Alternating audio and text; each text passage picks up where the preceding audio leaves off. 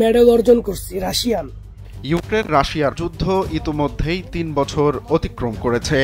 যুদ্ধে রাশিয়ার হয়ে ভাড়াটে সেনা হিসেবে সেনাবাহিনীর সঙ্গে যোগ দিয়েছেন বাংলাদেশি যুবক সোহেল সর্দার নীরব।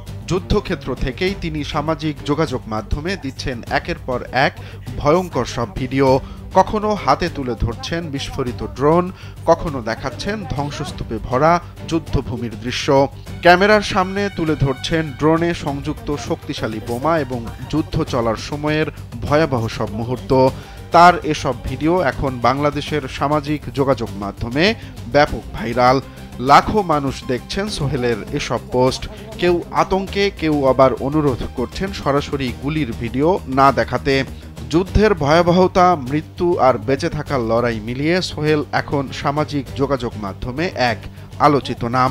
তার ফেসবুক প্রোফাইল ঘেঁটে জানা যায় সোহেল মাদারীপুরের শিবচরের বাসিন্দা। ঢাকার কদমতলার একটি স্কুল থেকে পড়াশোনা সম্পন্ন করেছেন। কাজের প্রলোভনে রাশিয়ায় গিয়ে পরে তিনি সেনাবাহিনীতে যোগ দেন। এখন রুশ সামরিক পোশাক পরে কাটছে তার প্রতিটি দিন, যেখানে রণক্ষেত্রের মাঝখানে ড্রোন আতঙ্কে অনিশ্চিত সময় পার করছেন সোহেল। সম্প্রতি তার আরেকটি ভিডিও সামাজিক যোগাযোগ মাধ্যমে ভাইরাল হয়েছে। ভিডিওটিতে দেখা গেছে সে রুশ সেনাবাহিনীর পক্ষে যুদ্ধে বীরত্বপূর্ণ অবদানের জন্য সরকারের তরফ থেকে সম্মাননা ও পদক পেয়েছেন।